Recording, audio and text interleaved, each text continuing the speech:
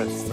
Pourquoi? Bonjour Damien, simplement parce que Nicolas Lefort, du Club des libraires de Télématin, libraire à Paris, hein, Nicolas. Bien sûr, il est librairie Les Guetteurs de Vent, c'est dans le 11e à Paris. Oui. Nous propose trois lectures avec toujours un peu le même décor, la forêt. Je vais dire toujours le même parce que c'est revenu plusieurs fois hein, dans l'année, le décor forestier. Oui, mais alors, si j'ai bonne mémoire, normalement, c'était un peu disséminé. Là, il s'avère que c'est le hasard. Nicolas s'est pas levé en vous disant, tiens, je vais vous recommander 3 livres qui ont la forêt comme élément principal. Non, c'est le hasard du fait que ces 3 coups de cœur ont pour thème la forêt. Alors, il y a de la forêt au sens figuré, j'ai de la forêt au sens propre également, donc j'ai de la course-poursuite en forêt, j'ai aussi une disparition en forêt, enfin j'ai plein de choses à vous proposer. Marie Laforêt, non, mais on l'embrasse si elle nous regarde, évidemment, bien sûr. J'étais à 2 doigts. Avec j'ai senti. Nous allons faire les vendanges de l'amour sur ce plateau. Alors, on commence par l'américaine Renée Denfeld. Alors, c'est une femme, regardez, il n'y a pas de E à Renée, mais c'est une auteure romancière. Trouver l'enfant, édition Rivage Noir. Alors là, je m'adresse à vous qui aimez les thrillers. Vous aimez le suspense, vous aimez ce qu'on appelle les page-turners, c'est-à-dire cette obligation de tourner les pages. Je n'aime pas ce mot, mais c'est comme ça. Ouais, on ne peut pas s'arrêter. Vous êtes happé, vraiment. Si vous démarrez ce bouquin, il fait quoi 300 pages, vous ne pourrez pas vous arrêter. Donc prévoyez quelques heures. C'est le petit chaperon rouge. Mais oui, ça ressemble ça ressemble, mais c'est une disparition inquiétante. Regardez ce que vous en dit Nicolas.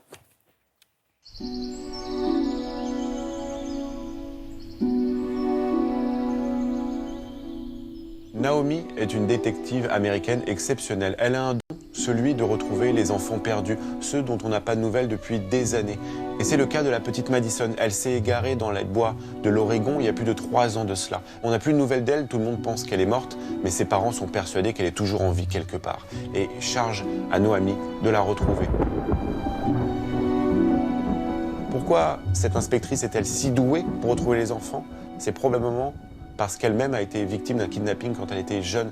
Elle n'a aucun souvenir de ce qui lui arrivait avant ses 9 ans, le jour où on l'a retrouvée perdue, affamée dans une forêt. Alors qu'elle mène l'enquête pour retrouver la petite Madison, son propre passé va remonter à la surface.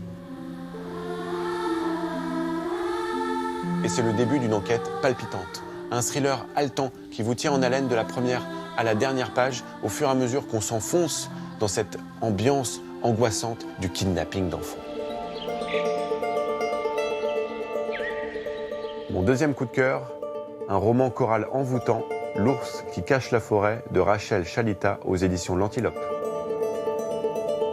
Ce n'est pas une histoire, mais 6 histoires qui nous sont racontées ici. 6 chapitres, 6 destins de femmes. Et un peu comme dans les films de Lelouch, on va se rendre compte que toutes les histoires sont un peu liées entre elles. On commence par la première, c'est Nancy, elle est thérapeute. Elle vit en Nouvelle-Angleterre dans un endroit perdu dans les bois. Elle a eu une rupture difficile, son mari est reparti à Tel Aviv, elle est un peu seule, mais elle a décidé enfin de refaire sa vie. Mais comment va réagir sa fille? Est-ce qu'elle va accepter cette nouvelle situation? Et c'est la boule au ventre que Nancy attend le retour de son enfant. Ce qui est fascinant dans ce livre à tiroir, c'est que chaque histoire va éclairer la précédente et que finalement ce qu'on pensait être la vérité va peut-être s'avérer dans une autre histoire être un pur mensonge. Un roman subtil, envoûtant, au charme discret, avec une finesse psychologique assez exceptionnelle, et ça en fait une pépite à découvrir absolument.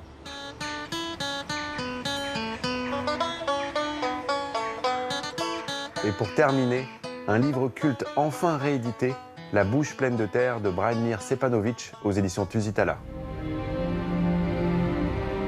Nous sommes au Monténégro, dans les forêts perdues des Balkans, et un homme court au milieu de nulle part, seul. Il est habillé en civil, on a l'impression qu'il vient de la ville, mais en fait, il veut en finir avec la vie. Il veut s'égarer dans les bois et disparaître. Mais dans cette course effrénée vers nulle part, il va croiser 2 chasseurs, qui sont là par hasard, qui le voient passer devant eux, qui veulent l'arrêter. Mais lui, évidemment, continue son chemin. Incompréhension, est-ce qu'il faut aller l'aider? Et ces 2 chasseurs décident de partir à sa poursuite. Et au fur et à mesure, la tension va monter, la colère aussi, et ce qui commençait comme une simple poursuite va finalement se transformer en redoutable chasse à l'homme. C'est un roman culte d'un rythme implacable, d'une noirceur terrible et qui rappelle les meilleurs livres de Dostoïevski. Alors faites-vous ce plaisir et ruez-vous sur cette pépite inoubliable.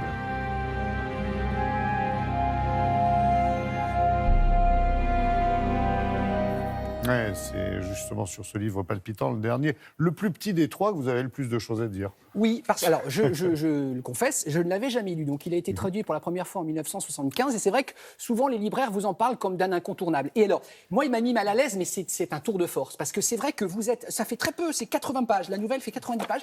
Vous êtes happé. Et ce que j'ai aimé dans ce livre, donc, c'est cet homme veut en finir avec la vie. Il part. Deux chasseurs, on l'a dit, donc, le voit, l'aperçoit. Il pense qu'il a besoin d'aide, donc, il lui court après. Mais en fait, ils ne rattrapent pas et ils vont reprocher à cet homme, en fait, ce qu'au début, ils veulent l'aider. Et en fait, après, il y a une espèce de rancœur et de haine qui va grandir. Et donc, vous allez, à travers l'écriture... Donc, il y a une course-poursuite. Course-poursuite. Et si on essaie d'étendre, on va dire, de généraliser le thème, c'est un peu aussi le principe de la meute. C'est-à-dire que d'un seul coup, vous avez deux personnes qui courent, d'autres se disent pourquoi ils courent, ils s'agrègent. Je ne vous raconte pas la fin, il y a un petit côté dormeur du Val de Rimbaud. Voilà, j'avoue que c'est fortiche, pardon de dire ça comme ça, familièrement, mais une écriture qui, en 90 pages, vous entraîne dans une espèce de tourbillon, c'est déstabilisant, et je comprends que c'est eu un succès. D'ailleurs, qui a été adapté au théâtre, il y a eu plein de versions théâtrales. Ça donne beaucoup à réfléchir sur l'homme, la nature humaine, sur le passage de l'entraide à la haine. Enfin, c'est Comment vous dites incroyable. quand on ne s'empêche plus de tourner les pages, de lire C'est un page-turner. Ah, voilà, Voilà. Mangez-le si vous voulez de Jean Telet, du coup. Un petit peu. Cette meute qui devient bête et qui est capable Mais c'est tout à fait la ça. meute qui devient bête. Ouais. J'aime bien. Ouais. Ouais. Cadeau. Ou c'est Voilà. bêtes qui font la meute. Merci beaucoup, Sarah. Merci, Damien.